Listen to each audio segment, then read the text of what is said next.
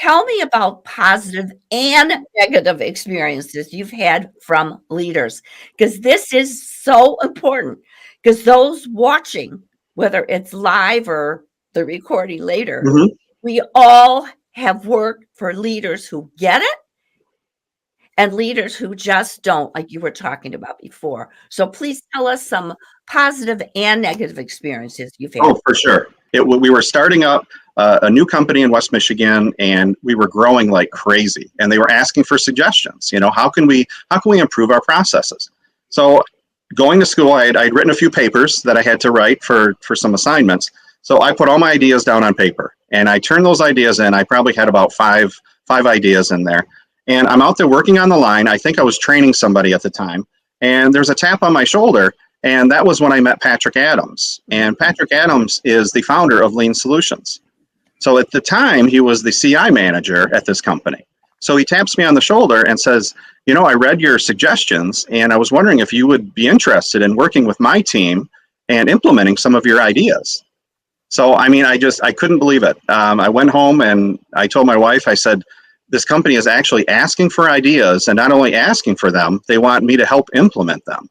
So I think for the first time, I really felt that I was listened to. And I realized how much I had learned at my previous job by living through this lean transformation. You know, simple things like visual management. You know, we use visual management every day anyway, when we're in our car, on the road, at the airport. We should use that in our work environment as well. So some of the ideas I threw out there were some very basic ones, tool boards, just some ideas to get us up and running faster.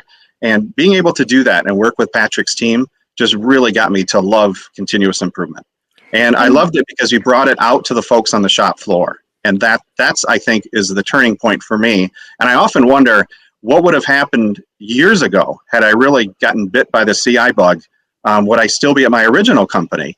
And I could have been in CI, continuous improvement, earlier, possibly. But I wouldn't change it for the world right now. I get to go to different companies, work with the frontline workers, which is just my absolute favorite thing to do, and letting them know that they do have a voice. And if we make small incremental changes, they can change some other people and get them on their side too. And I love this story for so many reasons. Let's talk about the first one that came to my mind anyway. You went home when Patrick asked you to give your opinion after he saw your list. Mhm. You went home, you shared that experience with your wife. You think that is powerful. When leaders, please listen to Craig and Joyce about this one. When you include the frontline employee with their ideas, it goes so much further than, hey, thank you, we're going to use your idea. They take it back. This is worth so much weight in how to keep your frontline employees motivated. So phenomenal positive story. Phenomenal. And this is a clue to everybody, every leader who is watching. Please, this is not fluff, folks. I was a CI manager at another company, and my whole outlook is get the whole team together. If we're going to rearrange an area, I don't have any suggestions on where to put your machines. The folks that run the machines have the ideas. So we were out there and we spent quite a bit of time getting input from everybody. We gave them blank layouts, let them lay out the machines how they wanted it, where they thought their flow would be the best. And then when we brought it up to management, management had already had some other ideas about how they wanted this project to go. So I kind of felt like we had just spun our wheels. I told everybody that their ideas were the ones we were going to go with, and then come to find out they were not necessarily the ideas that we went with. So, and that was really kind of demoralizing for the team. It's like, well, here we thought we were going to really get some good input on this.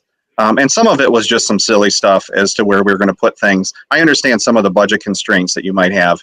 You know, we can't maybe get the latest and greatest machinery, but some of this was just some of the little stuff.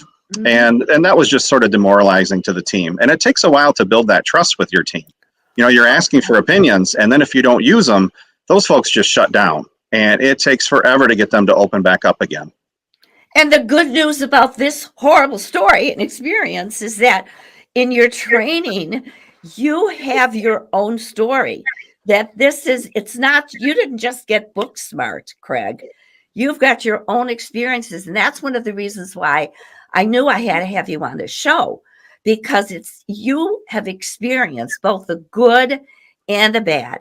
And because of that, you bring it to your training. So, yay, it's a pleasure to talk Yeah, as to far you. as the book smart, I was a solid C- student in high school. So I did not have that. I didn't go back to college, oh gosh, until I was almost 50.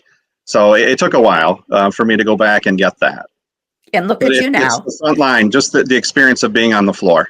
Yeah, oh, absolutely. And your passion is so obvious. So you've sure found something important to you.